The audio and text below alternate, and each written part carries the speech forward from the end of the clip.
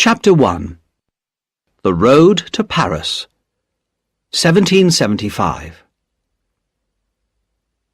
It was the best of times, it was the worst of times.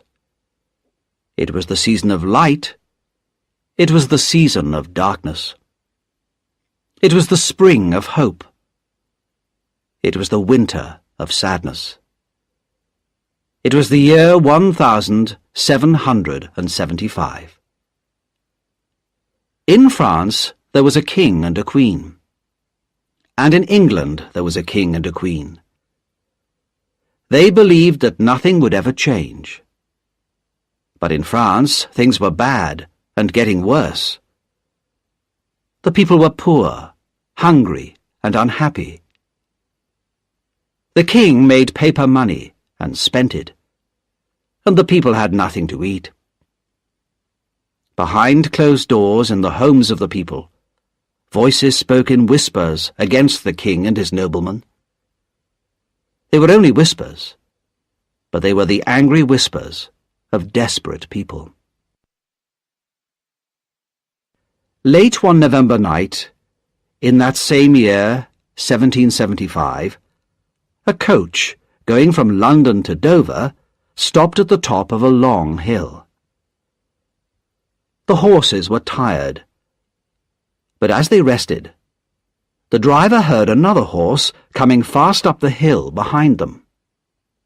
The rider stopped his horse beside the coach and shouted, "I want a passenger, Mr. Jarvis Lorry from Tellson's Bank in London." "I am Mr. Jarvis Lorry," said one of the passengers, putting his head out of the window. "What do you want?" "It's me, Jerry Crancher, from Tellson's Bank, sir," cried the man on the horse. "What's the matter, Jerry?" called Mr. Lorry. "A message for you, Mr. Lorry. You've got to wait at Dover for a young lady." "Very well, Jerry," said Mr. Lorry. "Tell them my answer is, came back to life." It was a strange message, and a stranger answer. No one in the coach understood what they meant. The next day, Mr. Lorry was sitting in his hotel in Dover when a young lady arrived. She was pretty, with golden hair and blue eyes, and Mr. Lorry remembered a small child, almost a baby. He had carried her in his arms when he came from Calais to Dover, from France to England many years ago. Mr. Lorry asked the young lady to sit down. "Miss Manette," he said, "I have a strange story to tell you about one of the customers of Tellson's Bank. That's where I work." "Yes, but I don't quite understand, Mr. Lorry," said the young lady. "I received a message from Tellson's Bank asking me to come here to meet you.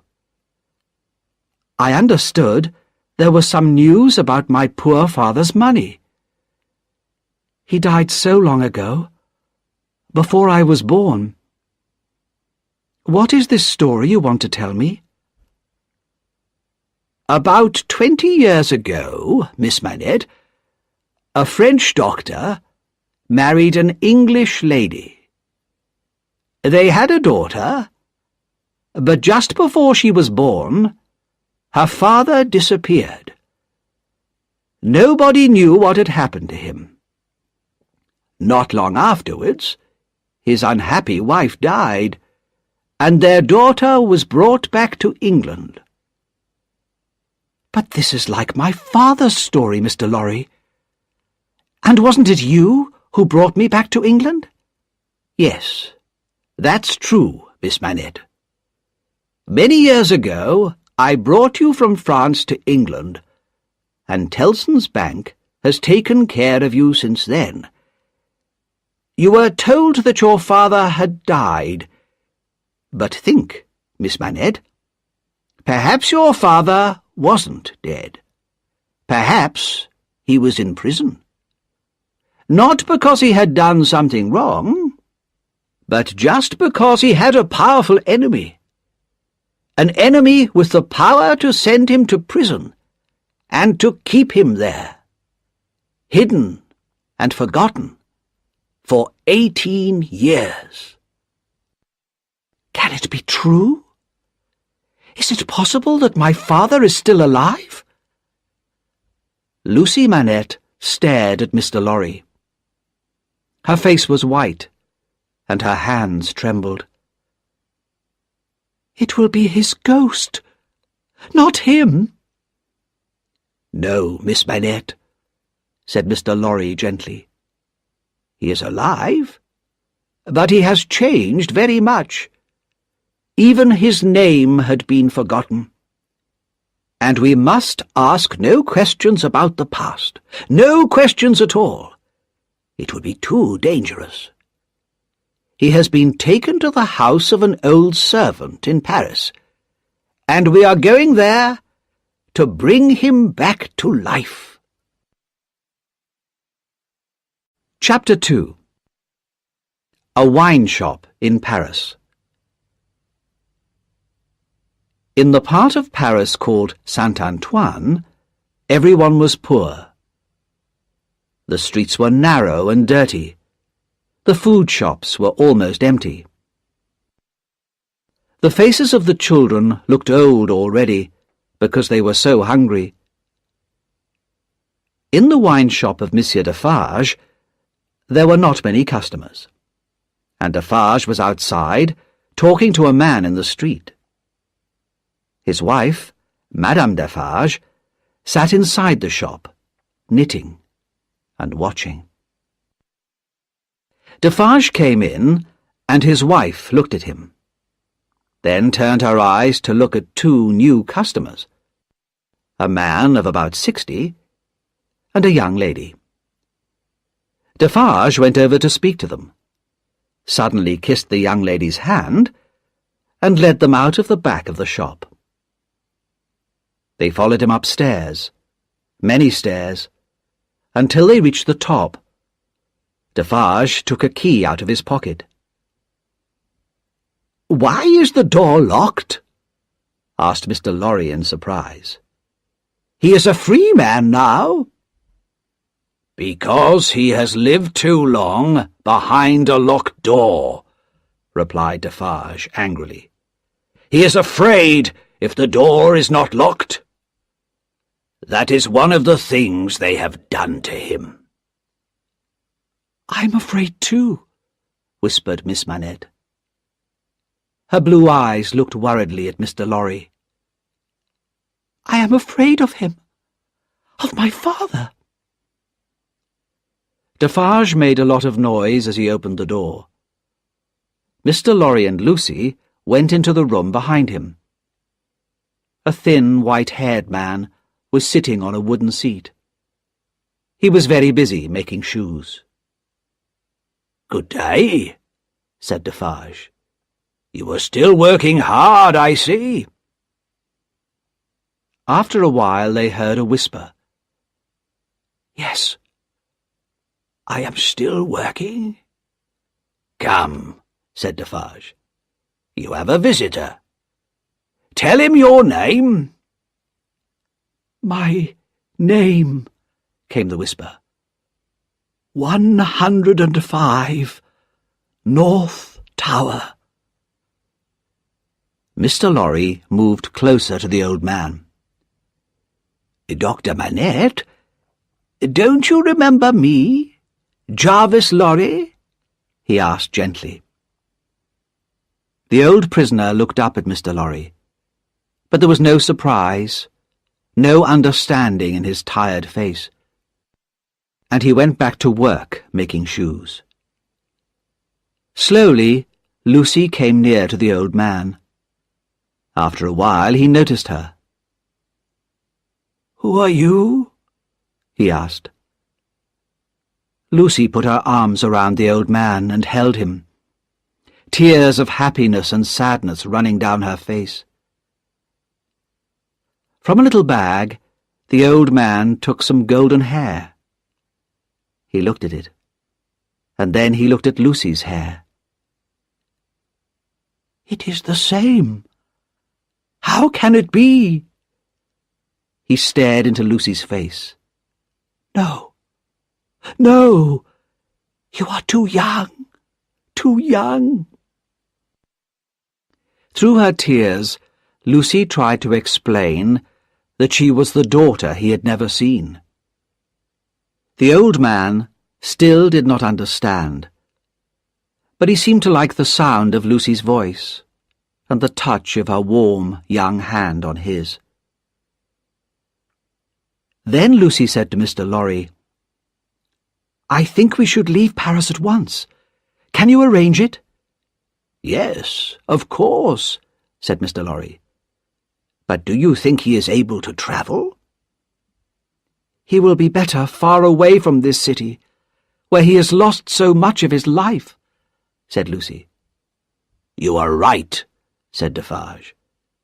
"And there are many other reasons why Dr. Manette should leave France now." While Mr. Lorry and Defarge went to arrange for a coach to take them out of Paris, Lucy sat with her father. Exhausted by the meeting, he fell asleep on the floor, and his daughter watched him quietly and patiently until it was time to go. When Mr. Lorry returned, he and Defarge brought food and clothes for Dr. Manette. The doctor did everything they told him to do.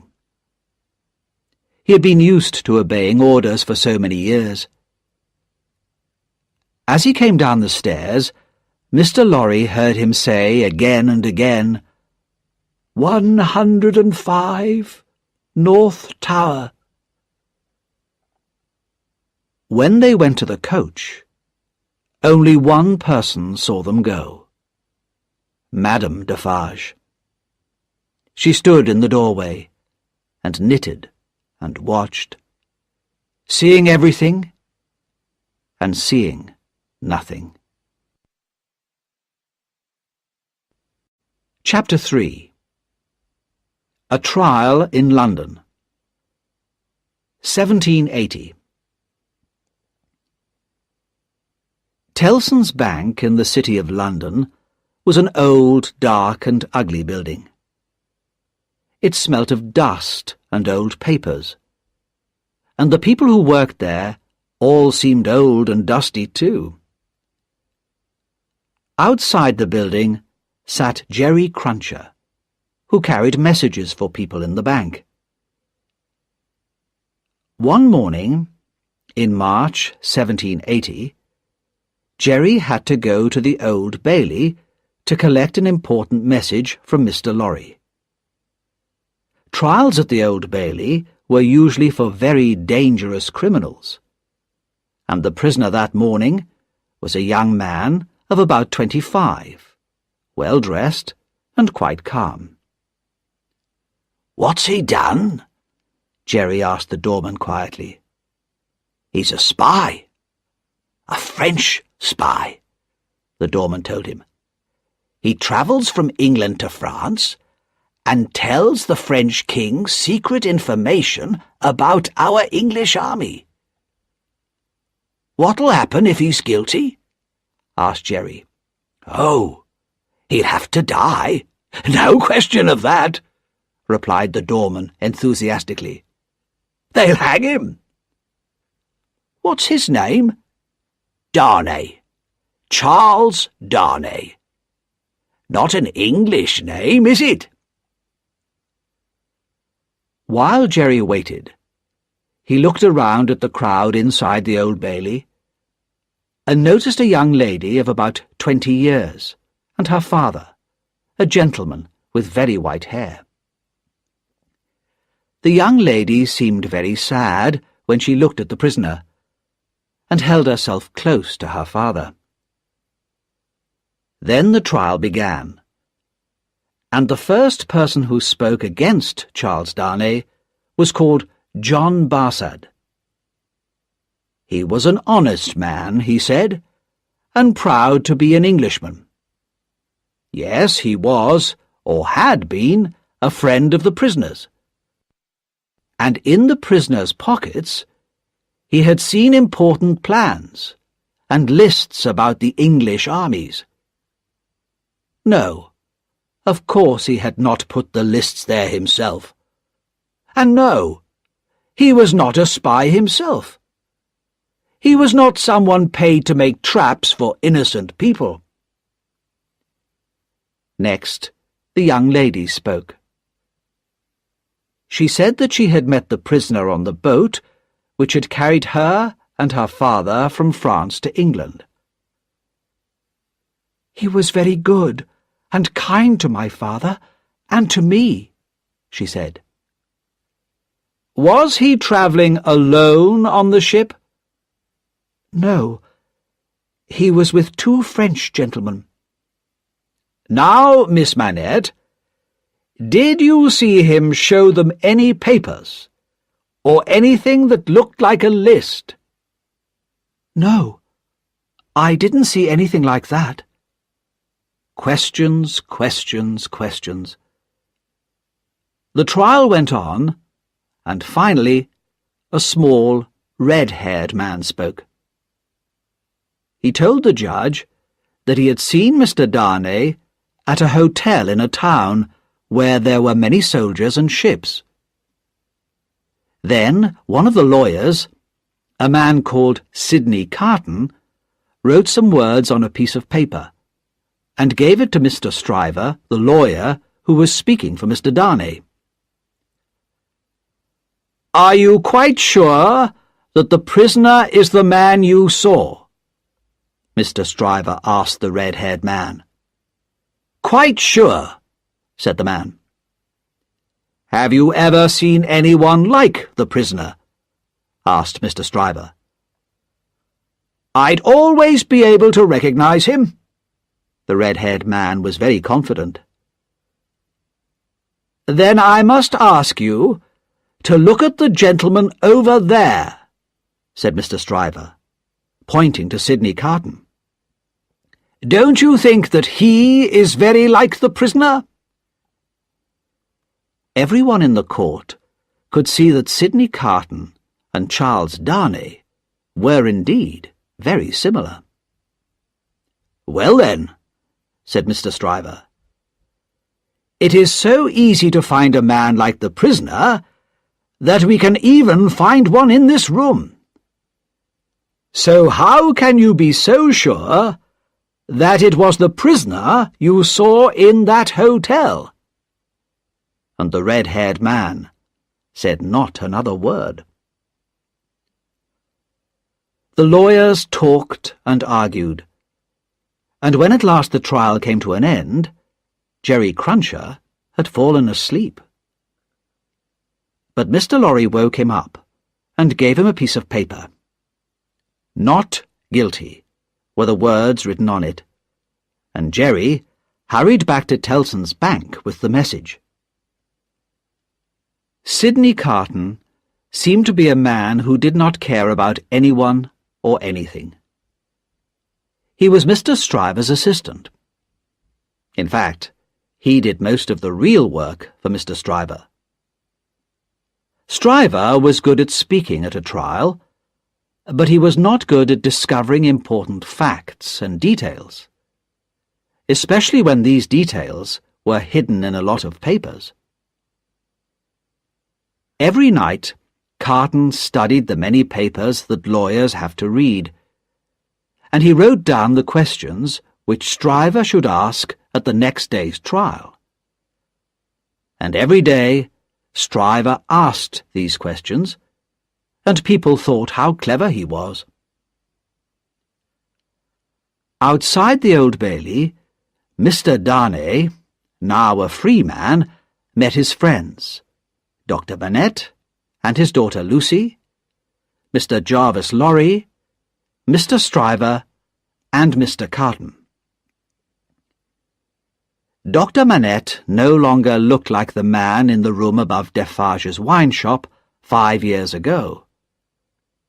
His hair was white, but his eyes were bright, and he stood straight and strong.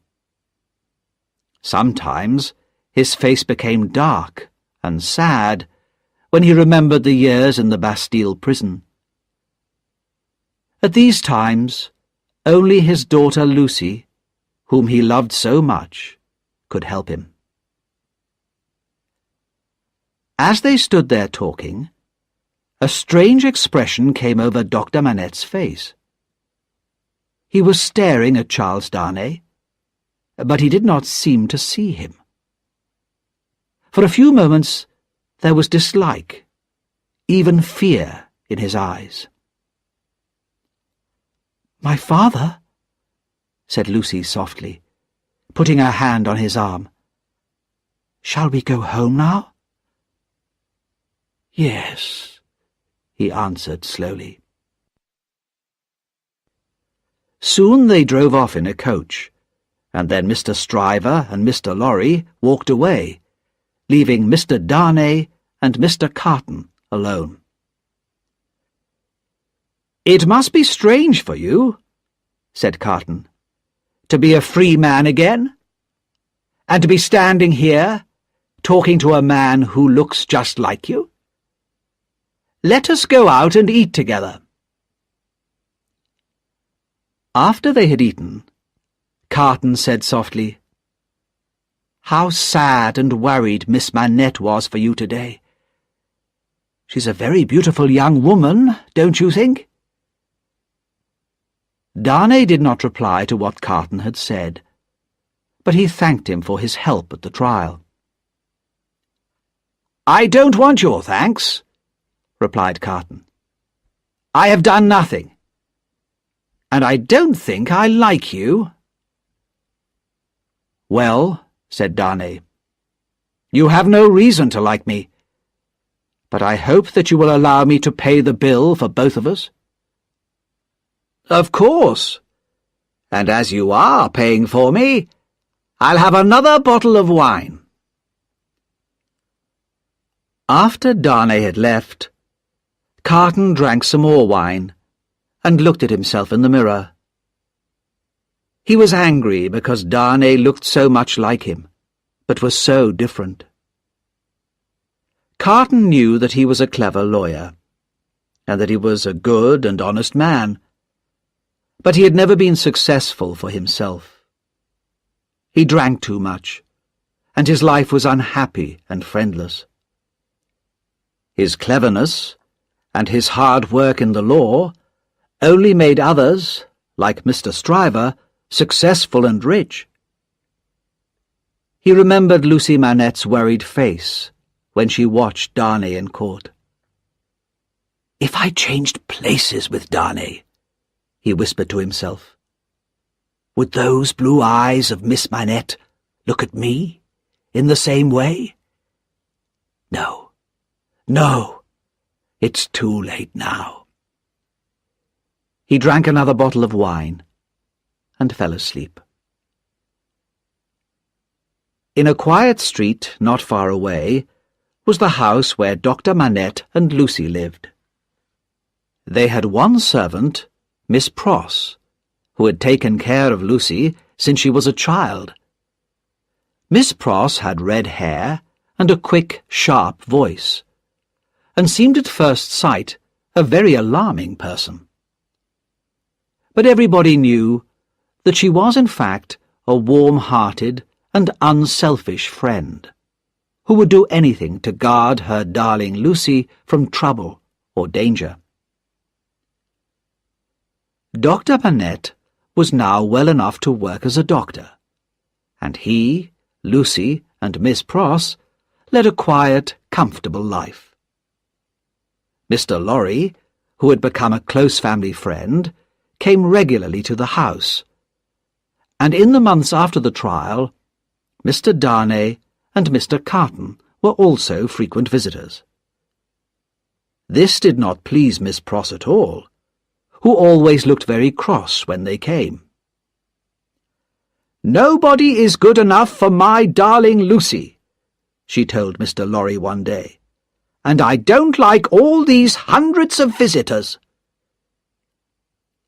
Mr. Lorry had a very high opinion of Miss Pross, but he wasn't brave enough to argue that 2 visitors were not hundreds. Nobody argued with Miss Pross if they could avoid it. Chapter 4. The Marquis of Evrémonde. The Marquis of Evrémonde was a disappointed man. He had waited for hours at the palace of the King of France, but the king had not spoken to him. Angrily, the Marquis got into his coach and told the driver to take him home. Very soon the coach was driving fast out of Paris, and the people in the narrow streets had to run to get out of the way, if they could. At the corner of a street in Saint-Antoine, one of the coach wheels hit something, and the people in the street screamed loudly. The horses were frightened and stopped. "What has gone wrong?" asked the Marquis calmly, looking out of the window of the coach. A tall man had picked something up from under the feet of the horses, and was crying loudly over it. "Why is that man making that terrible noise?" asked the Marquis impatiently. "I'm sorry, Monsieur the Marquis. It is his child," said one of the people. "Dead! Killed!" screamed the man. The people in the street came close to the coach and looked at the Marquis with stony, silent faces. The Marquis looked back at them in bored dislike. To him, they were no more than animals. "I can't understand," he said coldly, "why you people cannot take care of yourselves and your children. I hope my horses are not hurt." And he threw a gold coin to his driver. "Give this to that man." "Dead!" shouted the father of the child again. Another man came forward. "Be brave, Gaspard. Your child has died quickly, and without pain. It is better to die like that than to go on living in these terrible times." "You are a sensible man," said the Marquis from his coach. "What is your name?" "They call me Defarge." "This is for you," said the Marquis, and he threw Defarge another gold coin. "Drive on," he called to his driver. Just as the coach was leaving, a coin was thrown back in through the window. The Marquis looked angrily at the corner where Defarge had been standing. Defarge had gone. At the corner there now stood a large, dark-haired woman knitting. She stared long and hard at the face of the Marquis, but he did not look at her, and drove on. Later that day, as the sun was going down, the same coach stopped in a village near the Marquis's castle. Several villagers in poor, thin clothes, with thin, hungry faces, were standing in the village square. The Marquis looked at their faces, and then pointed to one of them. "Bring that man to me," he said to his driver. The man came up to the coach, hat in hand, and the other villagers moved closer to listen. "I passed you on the road just outside the village," said the Marquis. "You were looking at my coach in a very strange way. Why was that?" "Monsieur, I was looking at the man," came the reply. "What man?" asked the Marquis angrily. "The man who was holding on under your coach," said the poor man, trembling with fear. "What was he like?" "Oh, monsieur, he was white from head to foot, all covered with dust, just like a ghost." "Where is he now? What happened to him?" "Oh, he ran away down the hill, outside the village." The Marquis turned to speak to another man. This was Monsieur Gabelle, the Marquis's official in the village. "Gabelle," the Marquis said, "watch out for this man. If he comes here, put him in prison."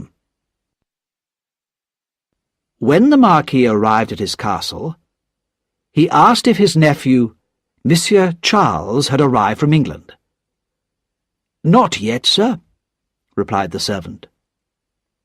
But as the Marquis was eating his dinner, he heard the sound of a coach outside. Soon his nephew entered the room. In England, he was known as Charles Darnay. "You've been away for a long time," said the Marquis, with his cold, polite smile. "I've had many problems in England. Perhaps because of you," Darnay said to his uncle. "I was in great danger." "No, no, I had nothing to do with your problems," replied the Marquis coldly. "Unfortunately, our family no longer has the power that it once had. If it still had that power, one word from you would doubtless send me to prison," said Darnay. "Possibly. For the good of our family." "The name of our family is hated everywhere in France. We are hard, cruel landowners. Our miserable people own nothing. They work for us night and day, but they don't even have enough food for themselves and their children. If this land became mine, I would give it away and go and live somewhere else." "You seem to be very fond of England, although you are not a rich man there," said the Marquis. "I believe you know another Frenchman who has found a safe home there. A doctor, I believe." "Yes." "With a daughter?" "Yes, yes," said the Marquis, with a secret smile on his face. "So, a new way of life begins. But you are tired. Good night, Charles. Sleep well. I shall see you in the morning." After his nephew had gone to bed, the Marquis went to his room. The castle was surrounded with darkness. In the villages nearby, the hungry people dreamt of a better life, with enough good food to eat, and time to rest from their work. Early in the morning, the dreamers awoke and started their day's hard work. The people in the castle did not get up until later, but when they did, why did the great bell start ringing? Why did people run out of the castle to the village as fast as they could? The answer lay in the bed of the Marquis. He lay there like stone, with a knife pushed into his heart. On his chest lay a piece of paper with the words, "Drive him fast to his grave. This is from Jacques." Chapter 5. Two Men Speak of Love. 12 months after the death of the Marquis in France, Charles Darnay had become a successful teacher of French in London. He had known, when he came to London, that he would have to work hard to earn his living, and he was successful. He was also in love. He had loved Lucy Manette from the time when his life was in danger in the Old Bailey. He had never heard a sound so sweet as her gentle voice. He had never seen a face so beautiful as hers. But he had never spoken to her about his love. The death of his uncle in France had become, over the 12 months, like a dream to him. But he had said nothing to Lucy of his feelings, nor of what had happened. He had good reason for this. But one day in the summer, he came to Dr. Manette's home in London. He knew that Lucy was out with Miss Pross, and he had decided to speak to her father. Dr. Manette was now strong in body and mind, and sad memories of his long years in prison did not come back to him often. When Darnay arrived, the doctor welcomed him warmly.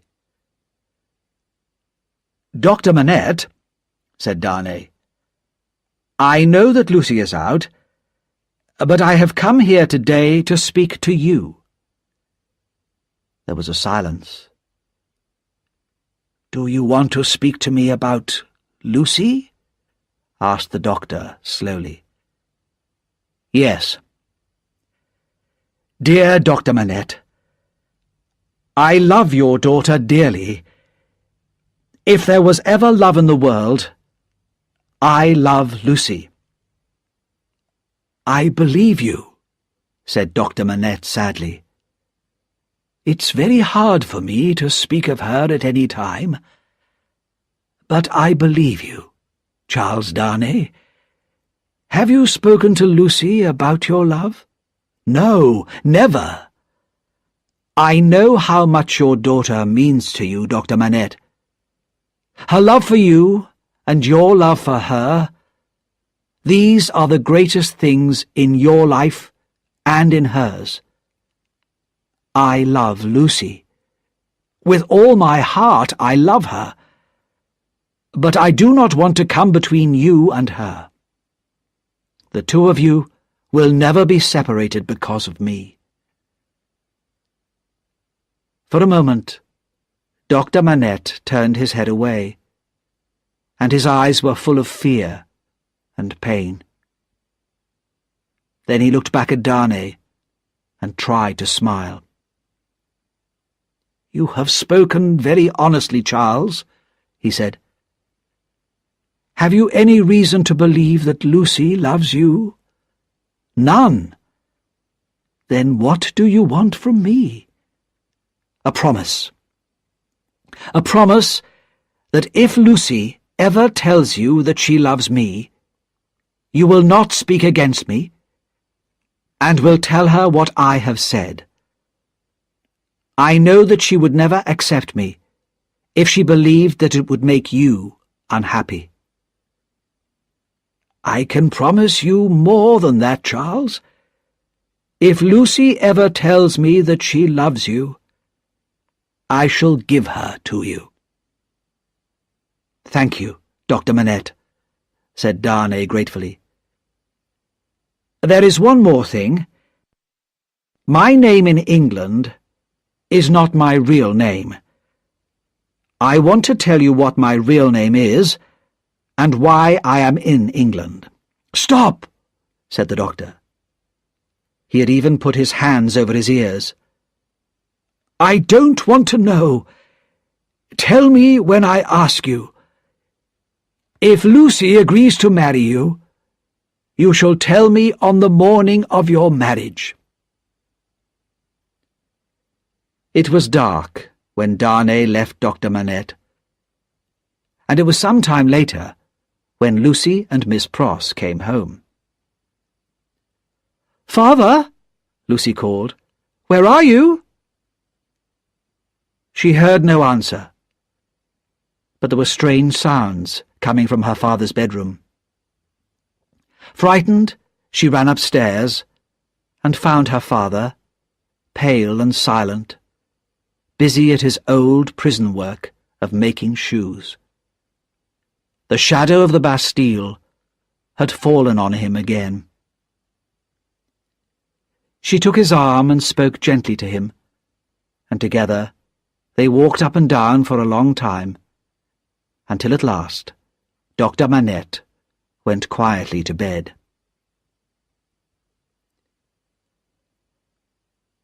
Although Mr. Carton visited Dr. Manette's house quite often, he usually said very little when he was there. One day in August, he arrived when Dr. Manette was out, and he was received by Lucy. She had always been a little shy with him, but on that day she noticed something different in his face. "Aren't you well, Mr. Carton?" she asked. "No, probably not, Miss Manette. But my way of life is not good for my health." "That seems sad," said Lucy gently. "Why do you not change your way of life?" "It's too late for that. I shall never be better than I am. But, Miss Manette, there is something that I want to say to you, but I find it so difficult. Will you listen to me?" "If it will help you, Mr. Carton, I will be happy to listen to you," said Lucy, but she was pale and trembling. "Miss Manette, I know that you could never have feelings of love for me, a man who has spent his life so badly." "Even without my love, Mr. Carton, can I not save you? Can I not help you?" "No, Miss Manette," said Carton. "Even if it was possible for you to love me, it is too late for me. I would only make you sad and destroy your life. But it has been a last dream of my heart to see you and your father together, to see the home that you have made for him. This has brought back old and happier memories for me." "Can I do nothing to help you?" asked Lucy sadly. "Only this, Miss Manette. Let me remember that I spoke to you of the feelings of my heart, and that you were kind and gentle towards me." "Oh, Mr. Carton, try again to change." "No, Miss Manette. It is too late. My bad habits will never change now. But tell me that you will never speak of what I have said today. Not to anyone, not even to the person dearest to you." "Mr. Carton," said Lucy, "this is your secret. No one will ever know it from me." "Thank you, Miss Manette. I shall never speak of this again. But in the hour of my death, it will be a happy memory for me that my last words of love were to you." Lucy had never heard Mr. Carton speak like this before. Tears came to her eyes as she thought of his hopeless, miserable life.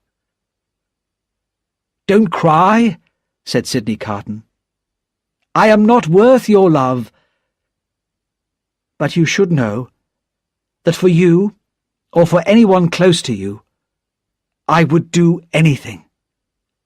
Please remember always that there is a man who would give his life to keep someone you love alive and close to you. Goodbye, Miss Manette."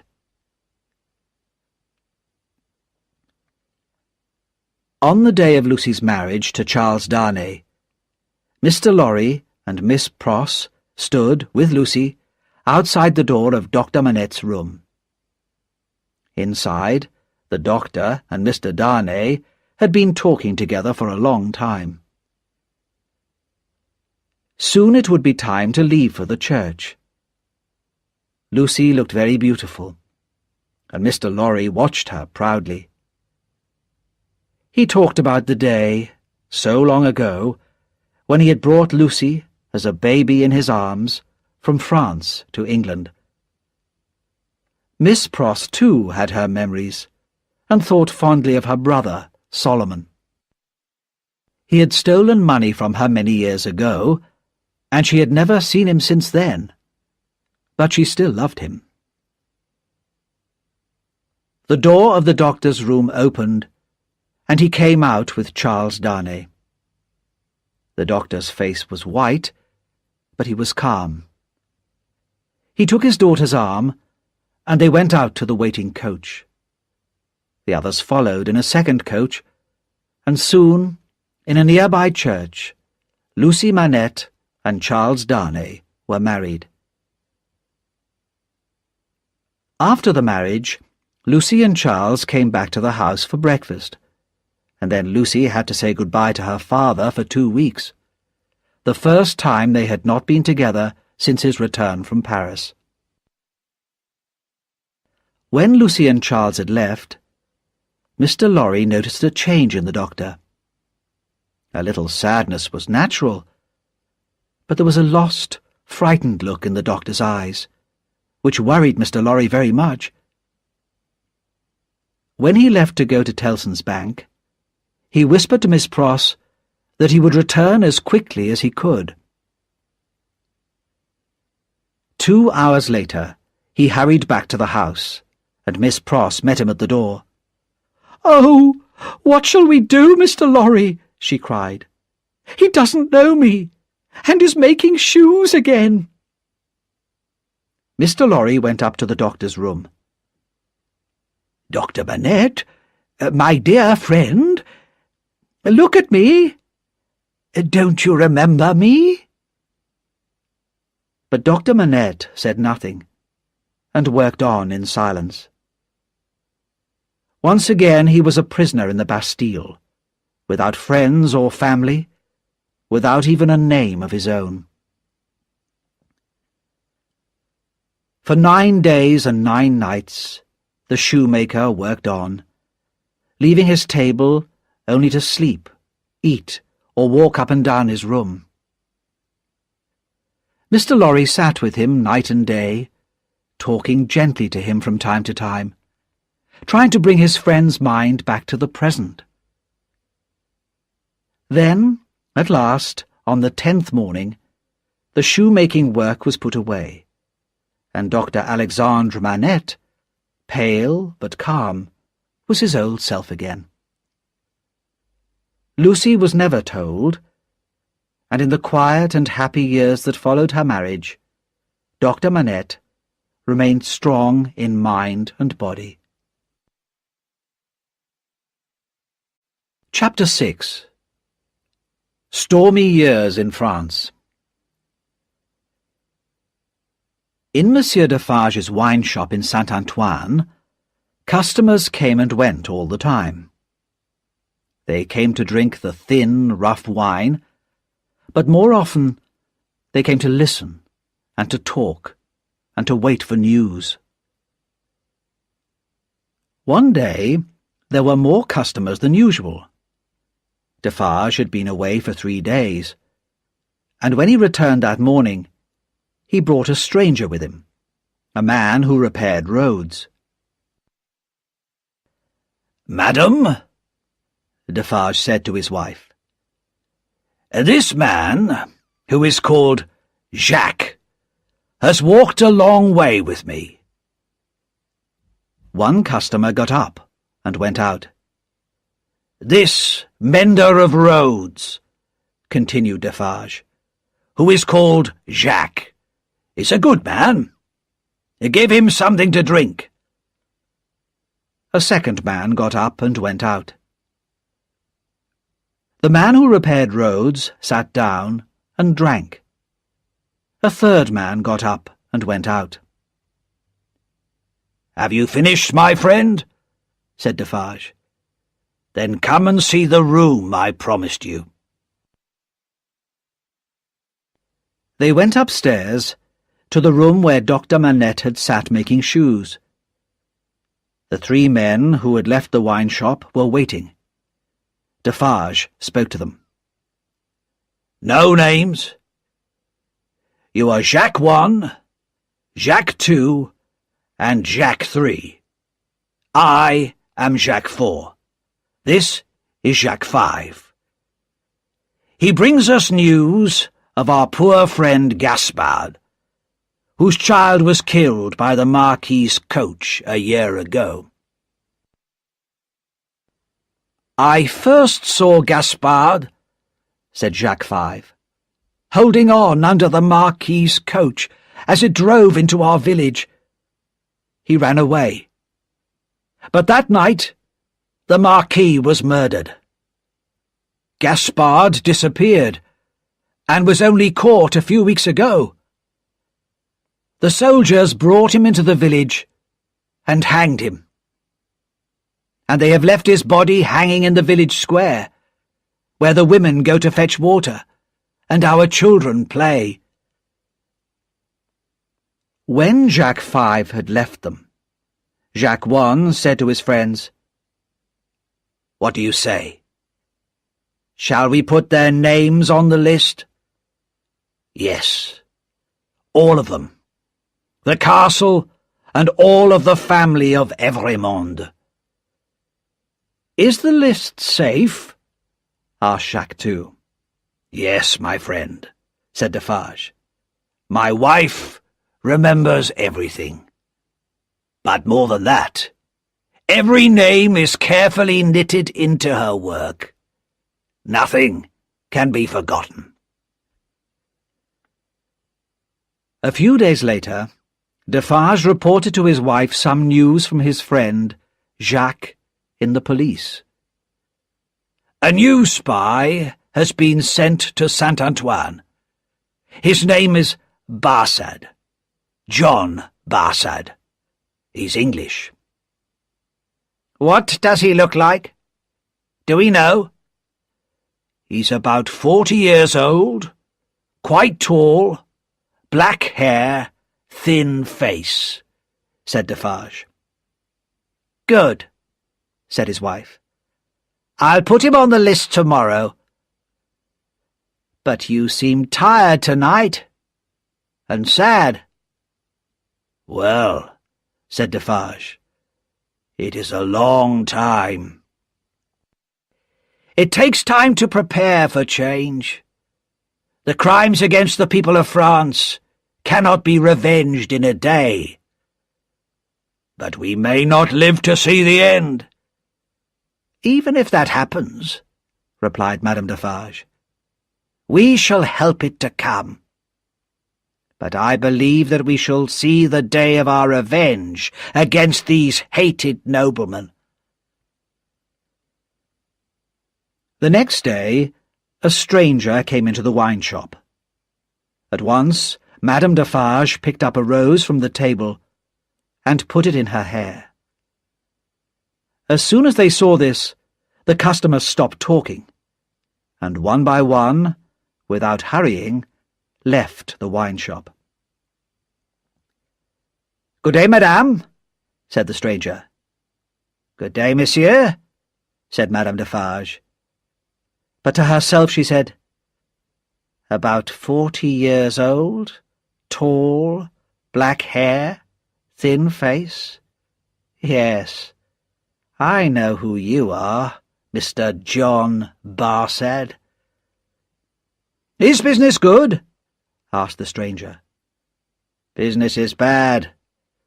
The people are so poor." Madame Defarge looked over to the door. "Ah, here is my husband." "Good day, Jacques," said the spy. "You're wrong," said Defarge, staring at him. "That's not my name. I am Ernest Defarge." "It's all the same," said the spy easily. "I remember something about you, Monsieur Defarge. You took care of Dr. Manette when he came out of the Bastille." "That's true," said Defarge. "Have you heard much from Dr. Manette and his daughter? They're in England now." "No, not for a long time." "She was married recently. Not to an Englishman, but to a Frenchman. It's quite interesting when you remember poor Gaspard. Miss Manette has married the nephew of the Marquis that Gaspard killed. Her new husband is really the new Marquis, but he prefers to live unknown in England. He's not a Marquis there, just Mr. Charles Darnay. Monsieur Defarge was not happy at this news. When the spy had gone, he said to his wife, "Can it be true? If it is, I hope that Miss Manette keeps her husband away from France." "Who knows what will happen?" replied Madame Defarge. "I only know that the name of Evrémonde is in my list, and for good reason." She went on calmly knitting, adding name after name to her list of the enemies of the people. Time passed, and Madame Defarge still knitted. The women of Saint-Antoine also knitted, and the thin, hungry faces of Jacques and his brothers became darker and angrier. The noise of the coming storm in Paris was growing louder. It began one summer day in the streets of Saint-Antoine, around Defarge's wine shop, with a great crowd of people. A crowd who carried guns, knives, sticks, even stones, anything that could be a weapon. An angry crowd who shouted and screamed, who were ready to fight and to die in battle. "Friends and citizens," shouted Defarge, "we are ready! To the Bastille!" The crowd began to move, like the waves of the sea. "Follow me, women!" cried Madame Defarge. A long, sharp knife shone brightly in her hand. "We can kill as well as any man!" The living sea of angry people ran through Saint-Antoine to the Bastille, and soon the hated prison was ringing with the noise of battle. Fire and smoke climbed up the high stone walls, and the thunder of the guns echoed through the city. 4 terrible and violent hours. Then a white flag appeared above the walls, and the gates were opened. The Bastille had been taken by the people of Paris. Soon the crowds were inside the building itself, and shouting, "Free the prisoners!" But Defarge put his strong hand on the shoulder of one of the soldiers. "Show me the North Tower. Take me to 105 North Tower. Quickly!" "Follow me," said the frightened man. And Defarge and Jacques III went with him through the dark prison, past heavy closed doors, up stone stairs, until they came to a low door. It was a small room, with dark stone walls, and only one very small window, too high for anyone to look out. Defarge looked carefully along the walls. "There! Look there, Jacques III!" he cried. "A.M.," whispered Jacques. "A.M. Alexandre Manette," said Defarge softly. "Let us go now." But before they left, they searched the room and the furniture very carefully, looking for small hiding places. Then they returned to the crowds below. The Bastille and its officers were now in the hands of the people, and the people wanted revenge and blood. "At last, it has begun, my dear," said Defarge to his wife. It was the 14th of July, 1789. In the village where the Marquis had lived, and where Gaspard had died, life was hard. Everything was old and tired and broken down.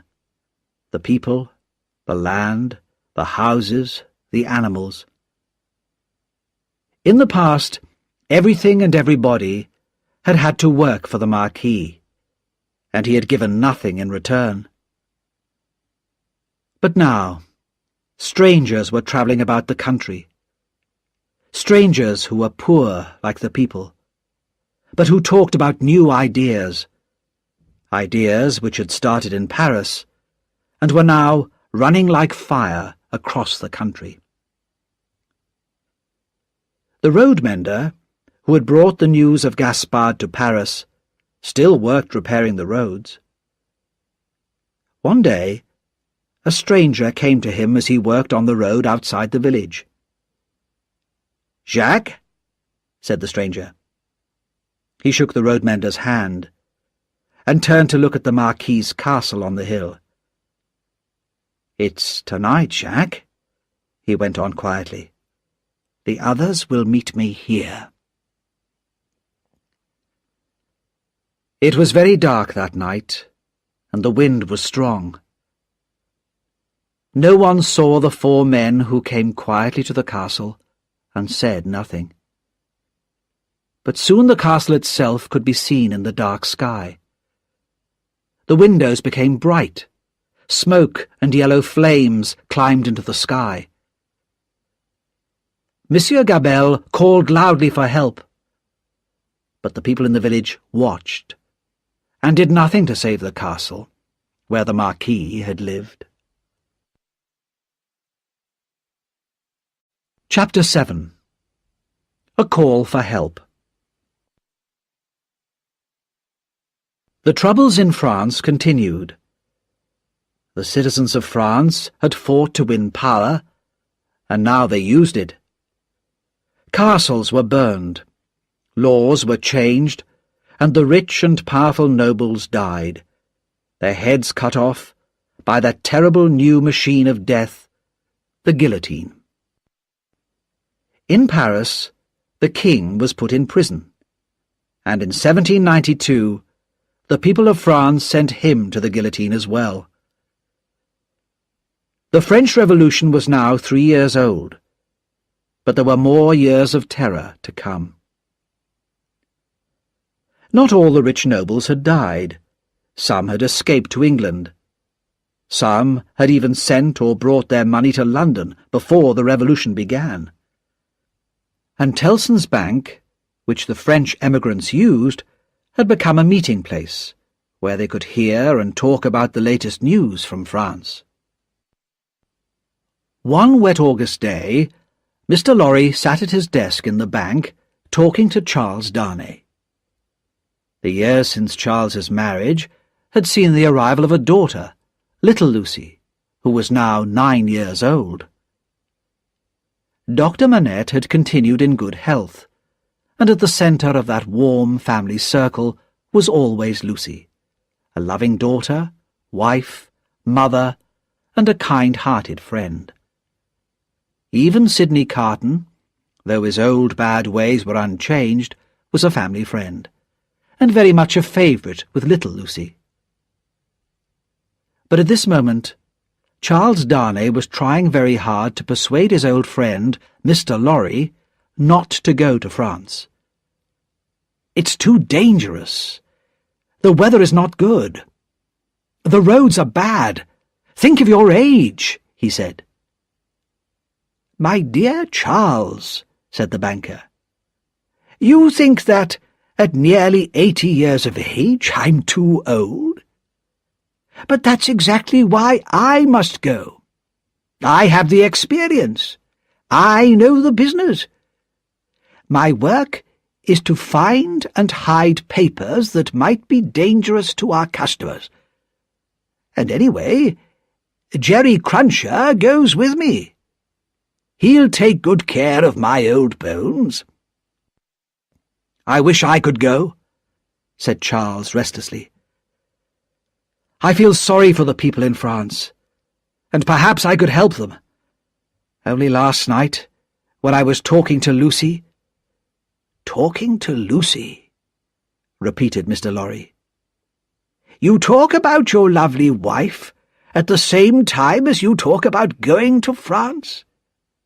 You must not go. Your life is here, with your family. Well, I'm not going to France. But you are, and I'm worried about you. Just at that moment, a bank clerk put an old, unopened letter on Mr. Lorry's desk, and Darnay happened to see the name on it. The Marquis of Evremond, at Tellson's Bank, London. Since his uncle's death, this was Darnay's real name. On the morning of his wedding to Lucy, he had told Dr. Manette, but the doctor had made him promise to keep his name secret. Not even Lucy or Mr. Lorry knew. "We can't find this Marquis," said the clerk. "I know where to find him," said Darnay. "Shall I take the letter?" "That would be very kind," said Mr. Lorry. As soon as he had left the bank, Darnay opened the letter. It was from Monsieur Gabelle, who had been arrested and taken to Paris. Monsieur wants the Marquis. I am in prison, and I may lose my life because I worked for a landowner who has left France. You told me to work for the people, and not against them, and I have done this. But no one believes me. They say only that I worked for an emigrant, and where is that emigrant? Oh, monsieur, please help me, I beg you. This cry for help made Darnay very unhappy. After the death of the Marquis, he had told Gabelle to do his best for the people. But now Gabelle was in prison, just because he was employed by a nobleman. It was clear to Darnay that he must go to Paris. He did not think that he would be in danger, as he had done everything he could to help the people of his village. He hoped that he would be able to save his old servant. That night, Charles Darnay sat up late, writing 2 letters. One was to his wife, Lucy. The other was to her father, Dr. Manette. He told them where he had gone and why, and he promised that he would write to them from France. He had left secretly, he wrote, to save them from worrying. The next day he went out, without saying anything to them of his plans. He kissed his wife and his daughter, and said that he would be back soon. And then he began his journey to Paris. When he arrived in France, Darnay found that he could travel only very, very slowly towards Paris. The roads were bad, and every town, every village, had its citizens with guns who stopped all travellers, asked them questions, looked at their papers, made them wait, or threw them in prison, turned them back, or sent them on their way. And it was all done in the name of freedom, the new freedom of France. Darnay soon realized that he could not turn back until he had reached Paris and proved himself to be a good citizen, not an enemy of the people. On his 3rd night in France, he was woken by an official and 3 other men with guns. "Emigrant," said the official, "these 3 soldiers will take you to Paris, and you must pay them." Darnay could only obey, and at 3 o'clock in the morning he left with 3 soldiers to guard him. Even with them he was sometimes in danger. The people in the towns and villages all seemed to be very angry with emigrants. But finally they arrived safely at the gates of Paris. Darnay had to wait a long time, while officials carefully read his papers, which explained the reasons for his journey. One official, seeing Gabelle's letter, looked up at Darnay in great surprise. but said nothing. Another official asked roughly, "Are you Evremond?" "Yes," replied Darnay. "You will go to the prison of La Force." "But why?" asked Darnay. "Under what law?"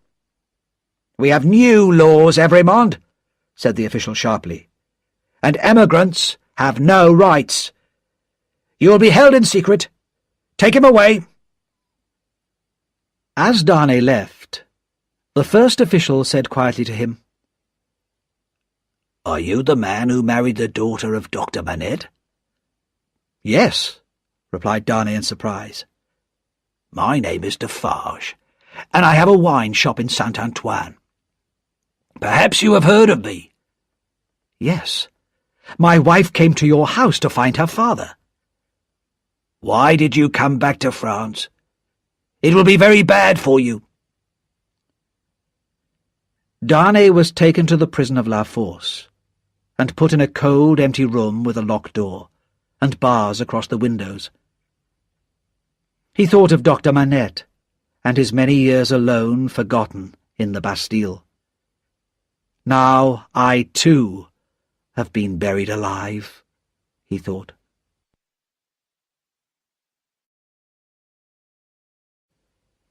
Chapter 8.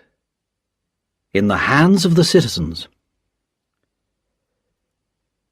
Tellson's bank in Paris was in a large building south of the river, close to the heart of the city. Mr. Lorry had arrived in Paris some days before Charles Darnay, and was now living in some rooms above the bank. One evening, looking out of the window, he saw that a large grindstone had been brought into the square below. There was a wild, shouting crowd around it, busy sharpening their knives and swords and axes, which were already red with blood. With shaking hands, Mr. Lorry closed the window. He had decided to go downstairs and talk to the bank guards, when suddenly the door of his room opened and Lucy and her father ran in. "Lucy! Manette! What has happened? Why are you here?" cried Mr. Lorry. "Charles is in Paris," cried Lucy. "He came to help an old family servant, but he's been taken to prison." At that moment, the shouts of the crowd outside grew louder. "What is that noise?" asked the doctor. "Don't look out!" cried Mr. Lorry. "My friend," said the doctor, "I am safe in Paris. I was a prisoner in the Bastille. Everybody knows about me and how I suffered. Already people want to help me. They gave us news of Charles." "Even so, don't look outside. Where is Charles?" "In the prison of La Force." "La Force? Dear Lucy, you can do nothing tonight. You must go to one of the rooms here and wait. I must talk with your father at once." Lucy kissed him and left the room. "Quick, Manette," said Mr. Lorry. "These people outside, with their bloody knives, are murdering the prisoners. If you are so well known, if you have this power, talk to them. Tell them who you are, and go to La Force. Quick, before it is too late." Dr. Manette hurried outside. Mr. Lorry watched from the window as the doctor talked to the crowd. He heard shouts of, "Long live the Bastille prisoner! Help his friend in La Force!"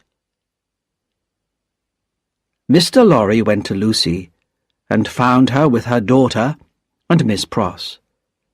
Together they waited all night for news, but none came. In the morning, Mr. Lorry found rooms for Lucy and her family in a quiet street near the bank. He left Jerry Cruncher with them as a guard and returned worriedly to Tellson's. At the end of the day, a strong, serious man came to see him. "My name is Defarge. I come from Dr. Manette. He gave me this." Defarge gave him a piece of paper. The doctor had written, "Charles is safe, but I cannot leave this place yet. Take Defarge to Lucy." "Come with me," said Mr. Lorry happily. They went downstairs and at the front door found Madame Defarge knitting. Without a word, she joined them, and Mr. Lorry led them to Lucy's rooms. There, Defarge gave Lucy a note from her husband. "Dearest, be brave. I am well, and your father has some power here. You cannot answer this, but kiss our child for me." Only a short letter, but it meant so much to Lucy. Gratefully, she kissed the hands of Defarge and his wife. Madame Defarge said nothing. Her hand was cold and heavy, and Lucy felt frightened of her. Miss Pross came in with little Lucy. "Is that his child?" asked Madame Defarge, stopping her knitting to stare. "Yes, madame," said Mr. Lorry. "That is our poor prisoner's little daughter." "It is enough, my husband," said Madame Defarge. "We can go now." Her voice was as cold as her hand. "You will be good to my husband?" asked Lucy, afraid. "I beg you, as a wife and mother?" "We have known many wives and mothers," said Madame Defarge, "and we have seen many husbands and fathers put in prison for many years. What is one more among so many?" As the Defarges left, Lucy turned to Mr. Lorry. "I am more afraid of her than of any other person in Paris," she whispered. Mr. Lorry held her hands. He did not say anything, but he was also very worried. The doctor did not come back from La Force for several days. During that time, 1,100 prisoners were killed by the people. Inside the prison, Dr. Manette had come before a tribunal, which was a group of judges appointed by the people. These judges made their own laws and threw prisoners out into the streets to be murdered by the crowds. Dr. Manette told the tribunal that he had been a prisoner in the Bastille for 18 years, and that his son-in-law was now a prisoner in La Force. The tribunal had agreed to keep Charles Darnay safe from the murdering crowds, but they would not let him leave the prison. Dr. Manette seemed to become stronger as he lived through these terrible days, doing everything he could to save his daughter's husband. He was able to see Darnay regularly, but noblemen and emigrants were hated by the citizens of New France, and the doctor could not set Darnay free. The guillotine, that new machine of death, cut off the heads of many, many people, the powerful and the cruel, but also the beautiful, the innocent, and the good. Each day, Lucy did not know if her husband would live or die. She lived every moment in great fear, but her father was sure that he could save his son-in-law. 1 year and 3 months passed, and Darnay was still in prison. Dr. Manette now had an official job as doctor to 3 prisons, and was able to visit Darnay regularly. He became more and more loved by the rough people of the Revolution. But the guillotine continued to kill. "Try not to worry," he told Lucy. "Nothing can happen to Charles. I know that I can save him." But Lucy could not see him or visit him. She could not even write to him. On the day when Charles Darnay was at last called for his trial, Lucy and Dr. Manette hurried to Tellson's Bank to tell Mr. Lorry. As they arrived, a man got up and disappeared into another room. They did not see who it was, but in fact it was Sidney Carton, just arrived from London. There were 5 judges in the tribunal, and the trials were short and simple. The voices of truth, honesty, and calm reason were never heard at these trials, and most of the prisoners were sent to the guillotine, which pleased the noisy crowds. 15 prisoners were called before Darnay that day, and in no more than an hour and a half, all of them had been condemned to death. "Charles Evrémonde, who is called Darnay." As Darnay walked in front of the judges, he tried to remember the careful advice that Dr. Manette had given him. "Charles Evrémonde, you are an emigrant. All emigrants must die. That is the new law of France." "Kill him!" shouted the people. "Cut off his head! He's an enemy of the people!" The president of the judges asked Darnay, "Is it true that you lived many years in England?" "Yes, that is true," replied Darnay. "So you are an emigrant, surely?" "No, not in the meaning of the law," replied Darnay. "I earn my own living in England. I have never wanted or used the name of Marquis, and I did not want to live by the work of the poor people of France. So I went to live and work in England, long before the Revolution." "And did you marry in England?" "Yes. I married a Frenchwoman, the daughter of Dr. Manette, a prisoner of the Bastille, and a well-known friend of all good citizens." These words had a happy effect on the crowd. Those who had shouted for his death now shouted for his life. Then Monsieur Gabelle and Dr. Manette spoke for Charles Darnay. The doctor spoke well and clearly, and was very popular with the crowd. When he had finished, the judges decided that the prisoner should be set free, and the crowd shouted their agreement loudly. Soon they were carrying Darnay in a chair through the streets of Paris to Dr. Manette's house. Lucy was waiting there, and when she ran out and fell into the arms of her husband, the men and women in the crowd kissed one another and danced for happiness. Darnay and Lucy were together again, safe and happy. "I told you that I would save him," said Lucy's father proudly. "Well, I have saved him. And you must not worry now." But Lucy was still worried.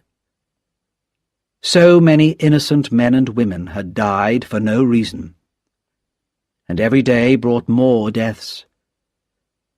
A shadow of fear and hate lay over France, and no one knew what dangers the next day would bring.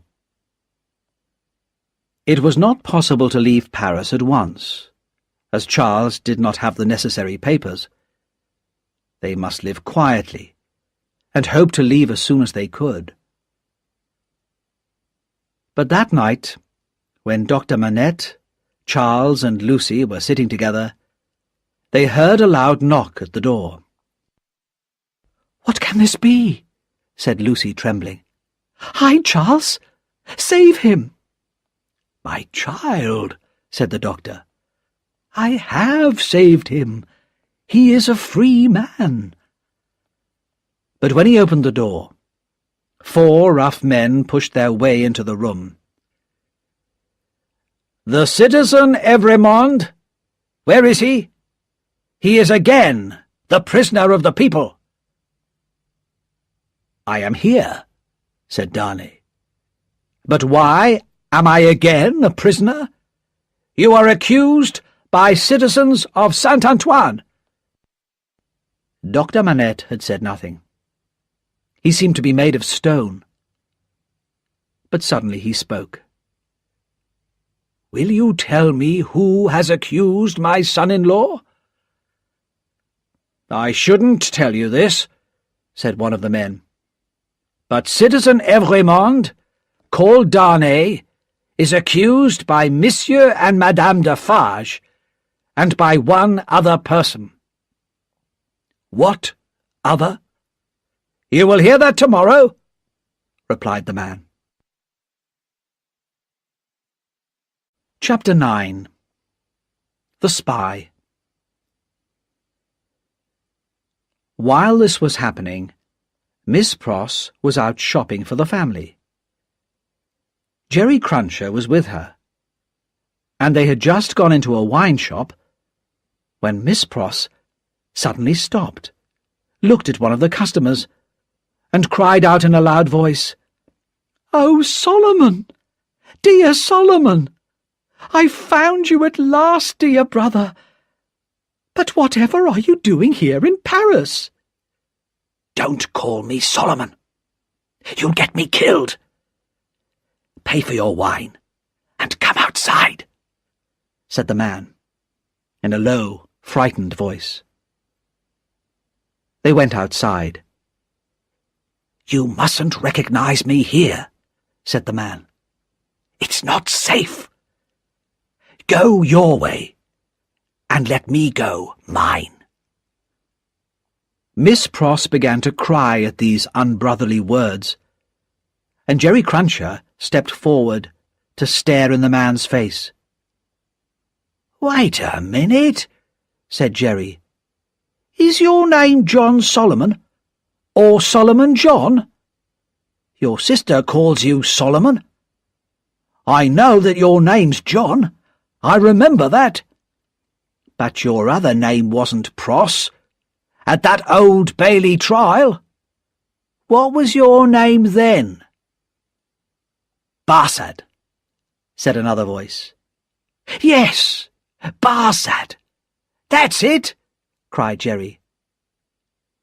He turned round and saw Sidney Carton standing behind him.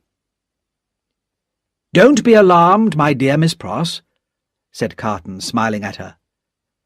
"But I'm afraid I have to tell you that your brother is a spy for the French prisons." Solomon Pross, also Barsad, went pale. "That's not true." "I saw you come out of the conciergerie today. I followed you," said Carton, "and I found out what you do, and I've decided that you may be able to help me. Come with me to the office of Mr. Lorry." After a short argument, which Carton won, Barsad followed him to Mr. Lorry's office. "I bring bad news," Carton said to Mr. Lorry. "Darnay has been arrested again." "But I was with him only 2 hours ago," cried Mr. Lorry.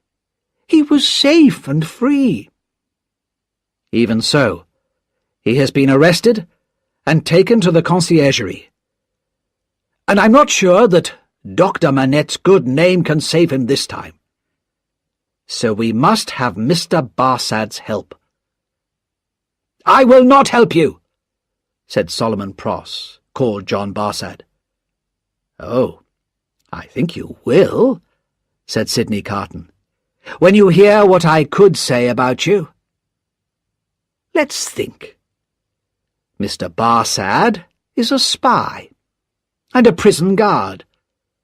But he used to be a spy in England. Is he still paid by the English?" "No one will listen to you," said Barsad. "But I can say more, Mr. Barsad," replied Carton. Barsad had more problems than Carton knew. He could not return to England because he was wanted by the police there. And in France, before he became a prison guard for the Citizens' Revolution, he had been a spy for the King's officers.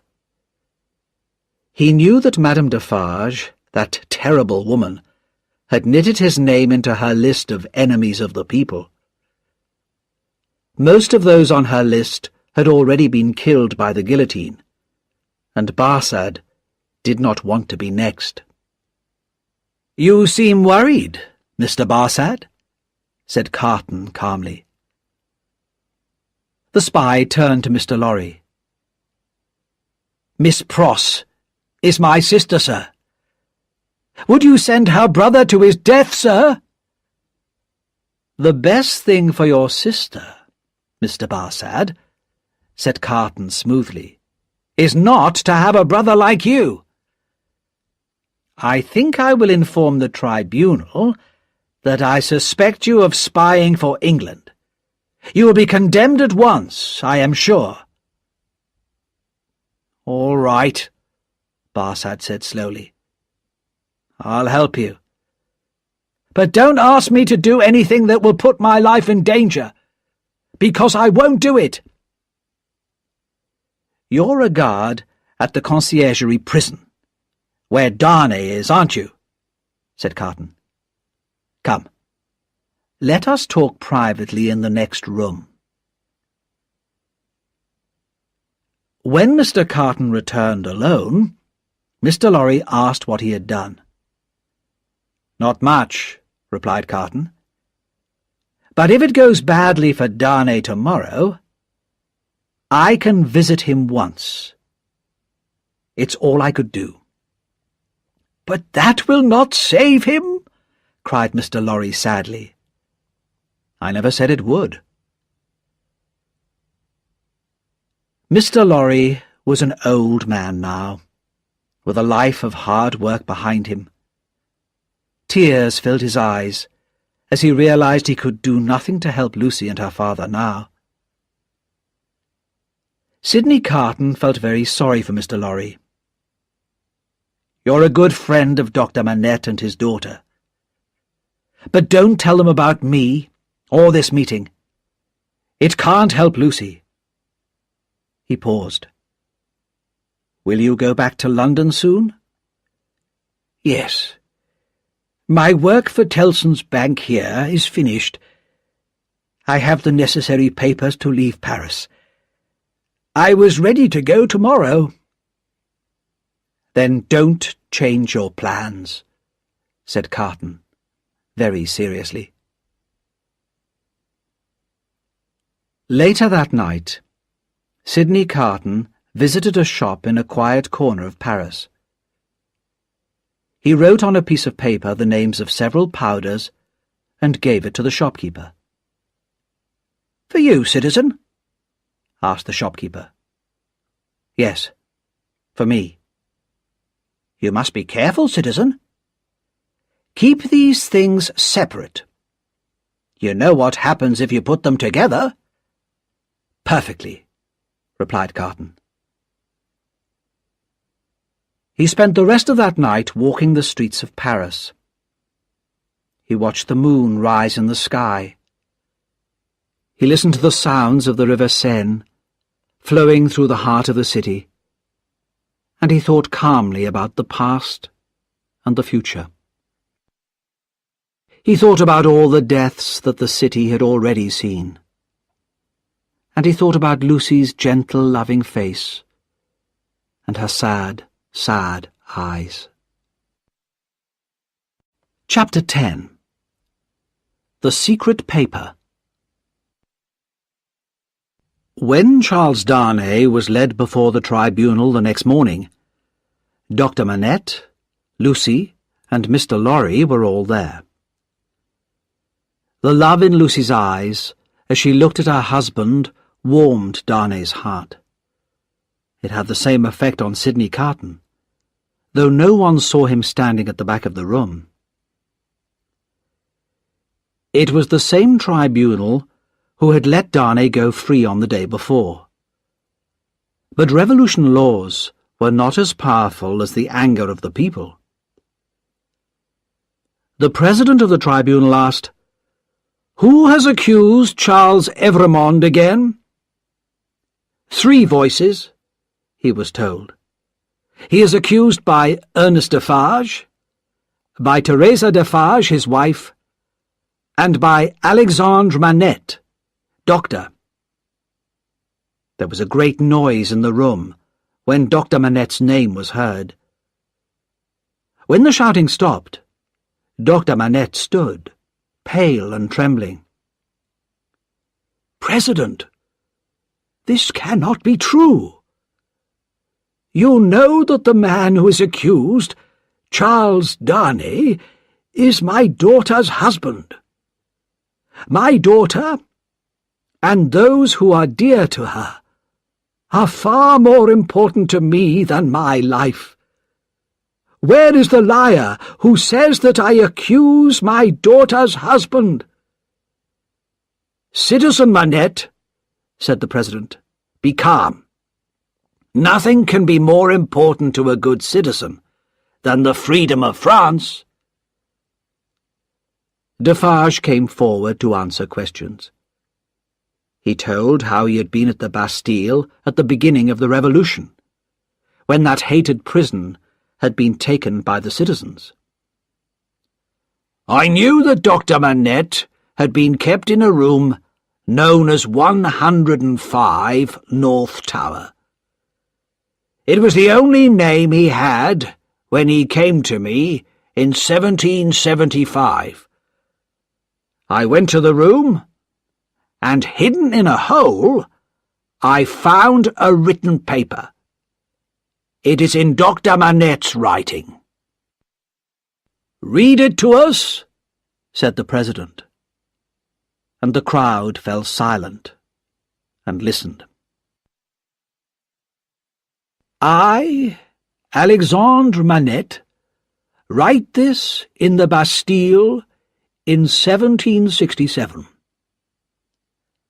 I have been here for 10 long years, and I write this in my secret moments when I can.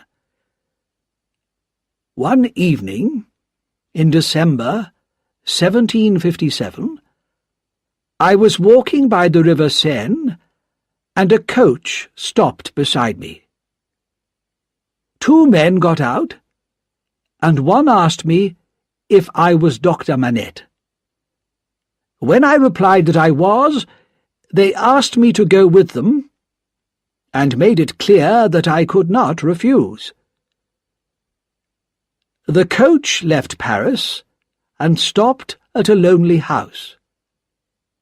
I could hear cries coming from a room upstairs. When I went in, I saw a young woman lying on a bed. She was young and very beautiful. She was also very ill. She kept crying out, 'My husband, my father, and my brother.' Then she listened for a moment, and began once again, 'My husband, my father, and my brother.'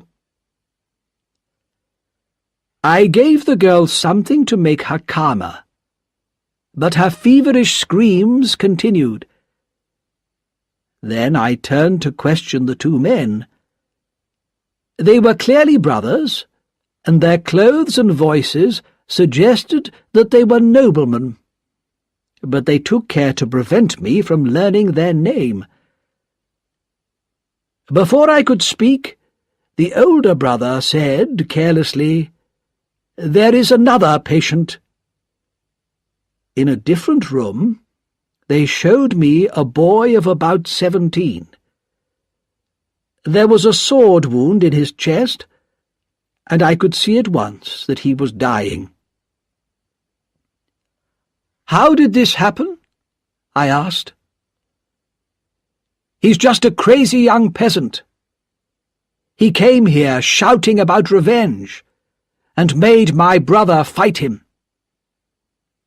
The older brother's voice was cold and hard. He seemed to think the boy was less important than a horse or a dog.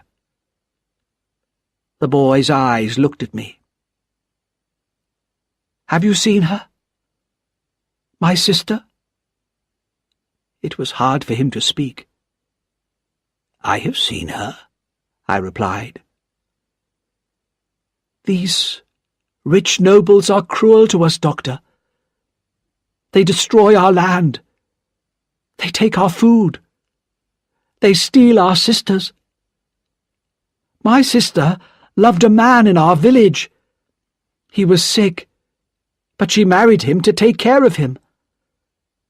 But my sister is beautiful, and that nobleman's brother saw her and wanted her. They made her husband work night and day without stopping, until he dropped dead where he stood. Then they took my sister away.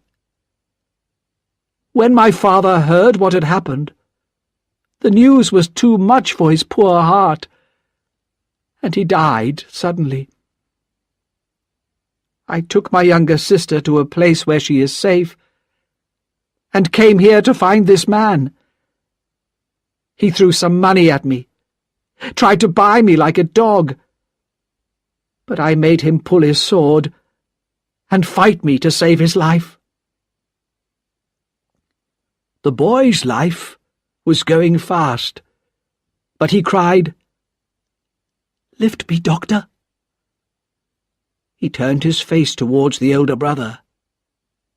"Marquis," he said loudly, "I call for you and your brother and all your family, now and in the future, to pay for what you have done." Then he fell back, dead. The young woman's fever continued, but I could not save her. She lived for several more days, and once the Marquis said to me, "How long these peasants take to die." When she was dead, the brothers warned me to keep silent. They offered me money, but I refused it, and was taken back to my home. The next day I decided to write to the king's officials. I knew that nobles who did unlawful things were usually not punished, and I expected that nothing would happen. But I did not realize the danger for myself. Just as I had finished writing my letter, a lady came to see me. She said she was the wife of the Marquis of Evrémonde, and she had discovered what her husband and his brother had done. She wanted to help the younger sister of the girl who had died, and asked me where she could find her. Sadly, I did not know, and so could not tell her. But that was how I learnt the brother's name. The wife of the Marquis was a good, kind woman, deeply unhappy in her marriage. She had brought her son with her, a boy about 3 years old. "If I cannot find this poor girl," she said, "I shall tell my son to continue the search after my death. You will remember that, little Charles, won't you?" The child answered, Yes. Later that day, I sent my letter to the king's officials, and that night there was a knock at my door. My servant, a boy called Ernest Defarge, brought in a stranger who asked me to come at once to visit a sick man in the next street. As soon as I was outside the house, several men took hold of me violently. The Evremond brothers came out of the darkness, and the Marquis took my letter out of his pocket, showed it to me, and burned it. Not a word was spoken. Then I was brought here to this prison, my living grave. I have been here for 10 long years. I do not know if my dear wife is alive or dead. These brothers have sent me no news of my family. There is no goodness in their cruel hearts. I, Alexandre Manette, in my pain and sadness, I condemn them in the face of God. When Defarge had finished reading, a terrible sound rose from the crowd, a long, wild cry of anger and revenge. Death for the hated Marquis of Evremond, enemy of the people. The trial was over, and in less than 24 hours, Charles Darnay would go to the guillotine. Chapter 11. Madame Defarge's Revenge. Lucy held out her arms to her husband. "Let me kiss him. One last time." Most of the citizens had gone out into the streets to shout how they hated the prisoners, but Barsad was still there. "Let her kiss her husband," he said. "It's just for a minute." Lucy went over to her husband, and he took her in his arms. Dr. Manette followed his daughter, and fell on his knees before them. But Darnay pulled him to his feet, saying, "No, no. Now we know how much you suffered, especially when you knew whose son I was. But you kept your feelings secret, because of your love for Lucy. We thank you, with all our hearts, for what you did. I tried so hard to do what my mother had wished, but I never found that poor girl. And how could that terrible story ever have a happy ending?"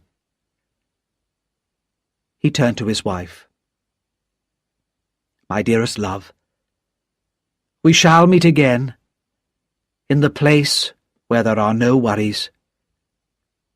God be with you both."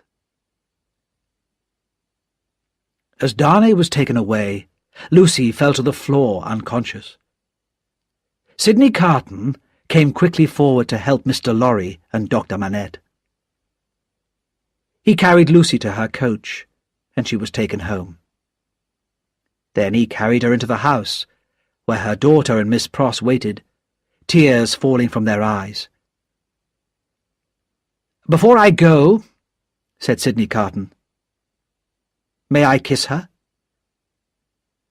He touched Lucy's face lightly with his lips, whispered a few words, and went into the next room. "You are still very popular with the citizens, Doctor. You must try again to talk to the judges." "I'll do everything I can. Everything," Dr. Manette said. Mr. Lorry went with Carton to the door. "I have no hope," whispered Mr. Lorry sadly. "Nor have I," replied Carton. "After today, no judge in Paris would even try to save him. The people would be too angry. I will return here later to see if there is any news. But there is no real hope. He left the house and began to walk quickly towards Saint-Antoine. His face was calm and serious. He looked like a man who had decided to do something. "I must show myself to the people here," he thought. "They should know that there is a man like me in the city." In Defarge's wine shop, the only customer was Jacques III, who had been on the tribunal that had decided Darnay should die. When Carton sat down and asked for a glass of wine, Madame Defarge looked at him carelessly at first, then much more carefully. She went back to her husband and Jacques III, who were talking. "He is very much like Evrémonde," she said softly. Defarge himself looked at Carton and said, "Yes, but only a little," and the three continued their conversation. Carton listened carefully, while pretending to read a newspaper. "Madame is right," said Jacques III. "Why should we stop at Evrémonde?" "We must stop somewhere," said Defarge. "Not until they are all dead. Every one of that family," said his wife. "You're right. But think how much the doctor has suffered. Perhaps he has suffered enough." "Listen," said Madame Defarge coldly. "Don't forget that I was that younger sister. And it was my family that suffered so much from the Evrémonde brothers. It was my sister who died, and my sister's husband, and my father. It was my brother who was killed. Tell others to stop. Don't tell me." Carton paid for his wine and went out quickly on his way. He went back to Dr. Manette's house, where more bad news was waiting for him. The doctor's mind had returned to the past once again.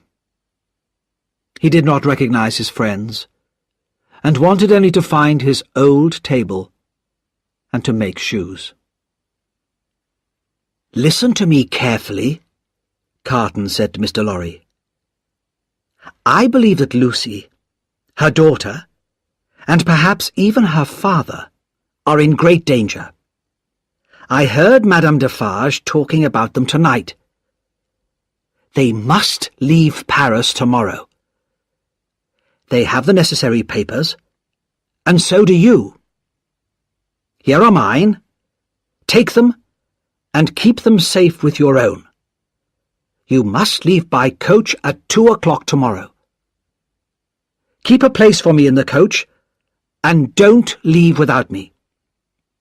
Promise that you will do exactly what I have said. Many lives will depend on it."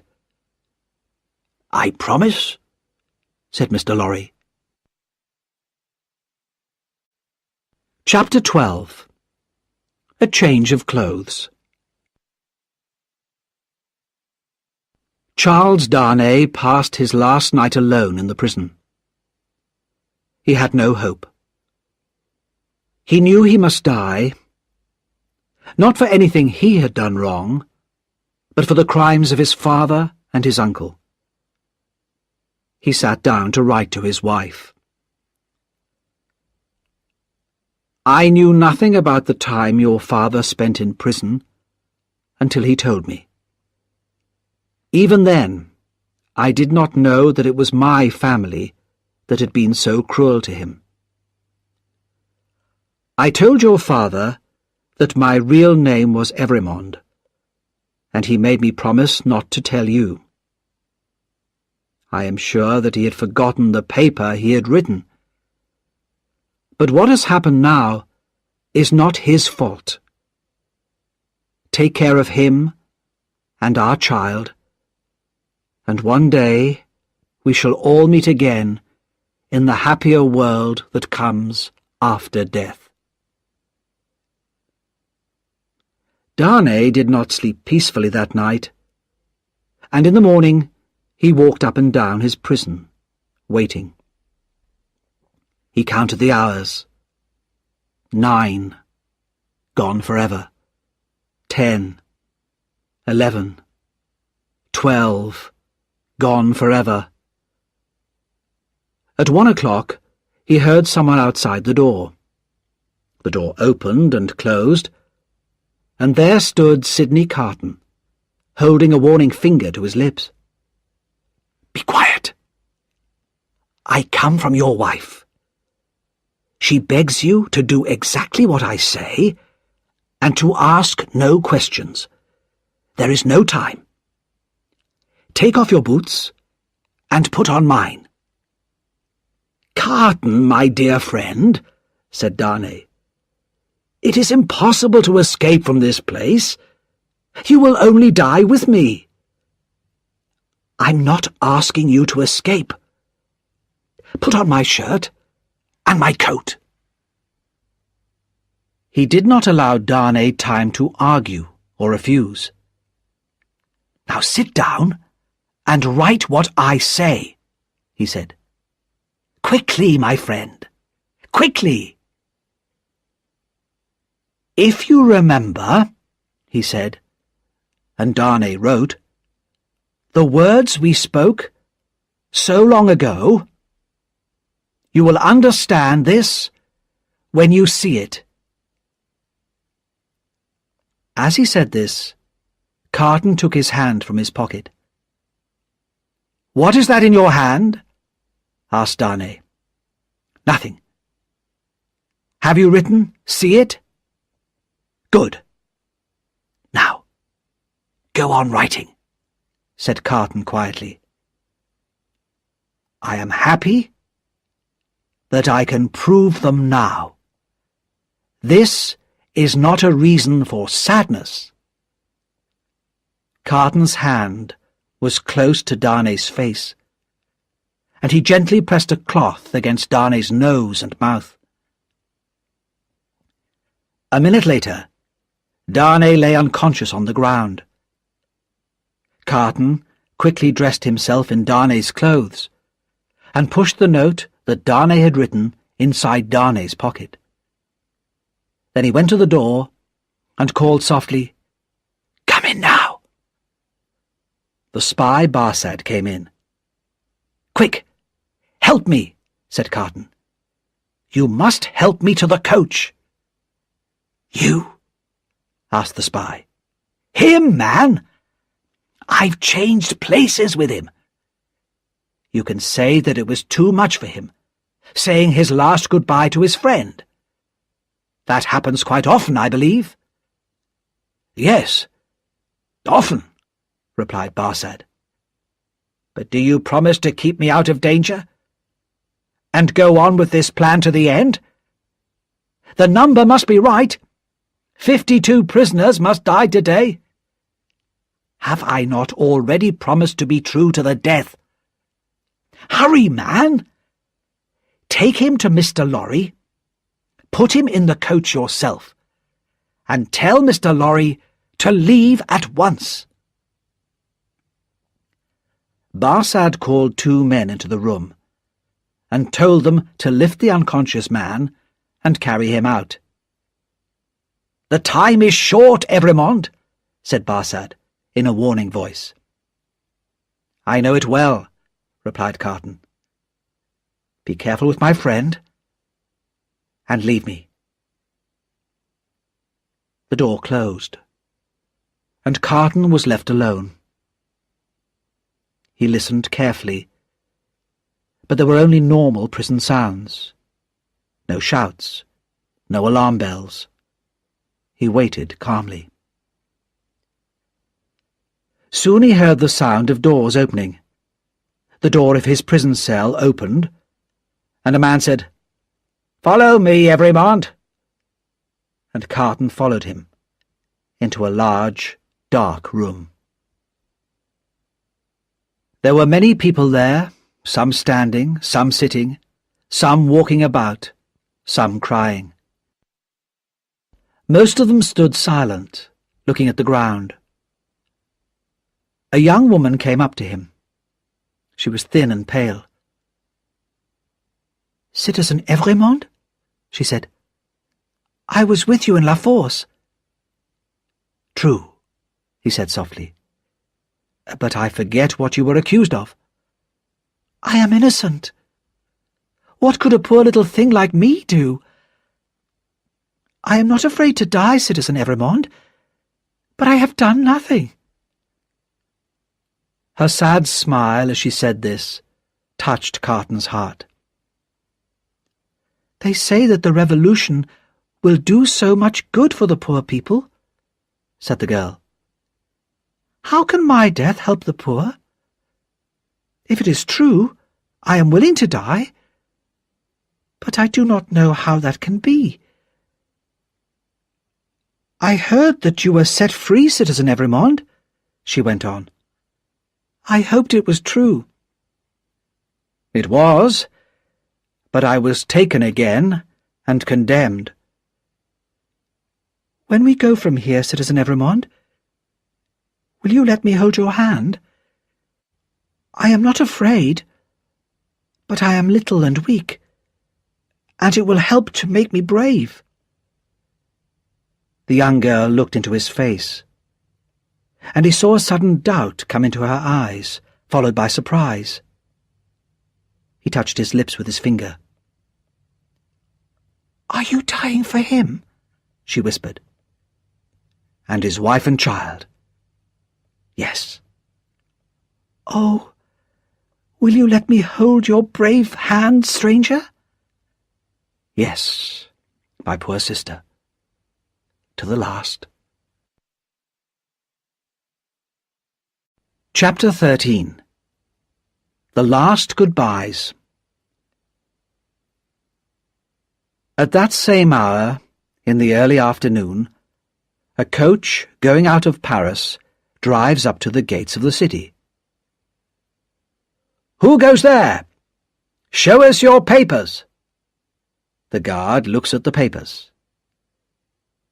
"Alexandre Annette, doctor. Which is he?"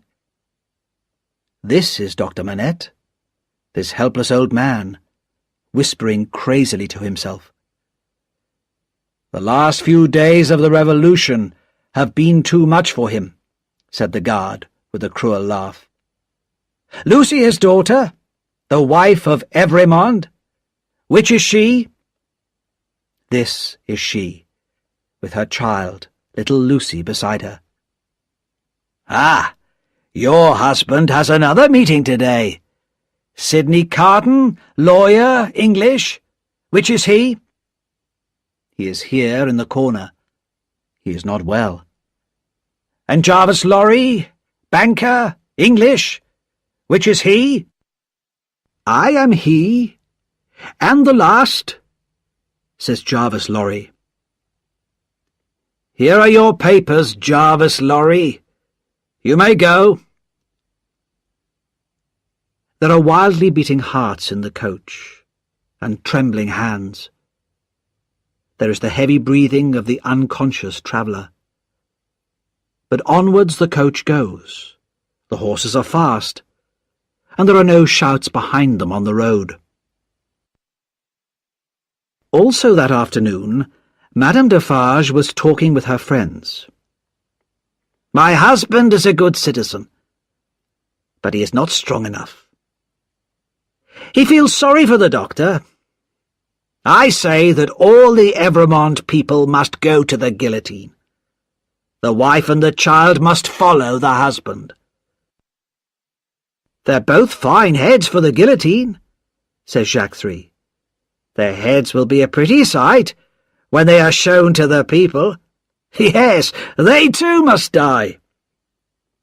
But I'm afraid that my husband may warn them and let them escape," Madame Defarge went on. "And I must do something myself. After the death of Evremond, at 3 this afternoon, we'll go to the tribunal and accuse them." The others agreed willingly. No one must escape. More heads must fall. Lucy Manette will be at home now, waiting for the moment of her husband's death, said Madame Defarge. I will go to her. She will say things against the revolution, and condemn herself. Here, take my knitting, and keep my usual seat near the guillotine. Don't be late, said her friend. To see the death of Evrémonde, I shall not be late, replied the cruel voice of Madame Defarge. There were many women in Paris at that time who hated the nobles and wanted to see them die. But of all these women, Madame Defarge was the one most feared. All her life she'd been filled with hate. It was nothing to her that an innocent man was going to die because of his father's and his uncle's crimes. She wanted more. Hidden in her clothes were a gun and a sharp knife, and with her usual confident step, she began to walk to Dr. Manette's house. The house was not yet empty. Miss Pross and Jerry Cruncher were there, preparing to follow Mr. Lorry's coach. Mr. Lorry had decided that 2 coaches were better than 1. With fewer passengers, each coach would travel faster. But Miss Pross was still worried. A second coach leaving from the house might suggest an escape. Mr. Cruncher, she said, you must go and stop our coach coming here. Drive to the church instead, and I'll meet you there at 3 o'clock. Jerry hurried away. It was 2:20, and at once Miss Pross began to get herself ready to leave. She was washing her face when she suddenly looked up and saw a figure standing in the room. Madame Defarge looked at her coldly. The wife of Evrémonde. Where is she? Miss Pross quickly stood in front of the door to Lucy's room. You're a cruel, dangerous woman, but you won't frighten me, she said, breathing hard. Each woman spoke in her own language, and neither understood the other's words. But Madame Defarge knew that Miss Pross was a true friend of the doctor's family, and Miss Pross knew that Madame Defarge was the family's enemy. I wish to see the wife of Evrémonde. Go and tell her. Do you hear me? Said Madame Defarge. She stared angrily at Miss Pross, but Miss Pross stared back just as angrily. I am desperate, said Miss Pross. I know that the longer I can keep you here, the greater hope there is for my darling girl. If you fight me, I'll fight back. Madame Defarge stepped forward and called loudly, Citizen Doctor! Wife of Evrémonde! Answer me! There was no answer, and Madame Defarge quickly opened 3 of the doors and saw that the rooms were empty. One door was still closed. If they are not in that room, they are gone. But they can be followed and brought back. She went towards the door, but Miss Pross jumped forward and held her round the waist. Madame Defarge was used to the fighting in the streets and was strong. But love is stronger than hate, and Miss Pross did not let go. Madame Defarge tried to pull out her knife. No, said Miss Pross. It's under my arm. You shall not have it. Madame Defarge put her hand to the front of her dress and began to pull out the gun. Miss Pross looked down, saw what it was, and hit out at it wildly. There was a loud bang and a cloud of smoke, and Miss Pross stood alone, trembling with terror. All this in a second. As the smoke cleared, Miss Pross saw the lifeless body of Madame Defarge on the ground. In horror, she opened her mouth to call for help, but then she thought of the dangers this would bring for her dear Lucy. With shaking hands, she got her hat and coat, locked the door of the room, and went downstairs. As she crossed the bridge on the way to the church, she dropped the key of the locked room in the river and hurried on to meet Jerry Cruncher. As the death carts carry the condemned prisoners through the streets of Paris, crowds watch to see the faces of those who are to die. In the chairs around the guillotine, the friends of Madame Defarge are waiting for her. "Teresa! Teresa Defarge! Who has seen her? She's never missed before." But the death carts have arrived, and the guillotine has already begun its work. Crash! A head is held up, and the women who sit knitting count 1.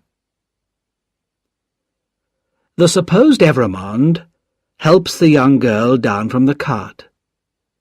He carefully places her with her back to the guillotine, and she looks up gratefully into his face. "Because of you, dear stranger, I am calm. I think you were sent to me by God," she whispers. "Or perhaps he sent you to me," says Sidney Carton. "Keep your eyes on me, dear child, and do not think of anything else." "I do not mind while I hold your hand. I shall not mind when I let it go, if they are quick." "They are quick, fear not." She kisses his lips. He kisses hers. Now the guillotine is waiting. The young girl goes next, before him. The women count 22, and Carton walks forward. 23. They said of him that it was the most peaceful face ever seen there. What passed through Sidney Carton's mind as he walked those last steps to his death? Perhaps he saw into the future. I see Barsad, Defarge, the judges, all dying under this terrible machine. I see a beautiful city being built in this terrible place. I see that new people will live here, in real freedom. I see the lives for whom I give my life, happy and peaceful in that England which I shall never see again. I see Lucy when she is old, crying for me on this day every year, and I know that she and her husband remember me until their deaths. I see their son, who has my name, now a man. I see him become a famous lawyer, and make my name famous by his work. I hear him tell his son my story. It is a far, far better thing that I do than I have ever done. It is a far, far better rest that I go to than I have ever known.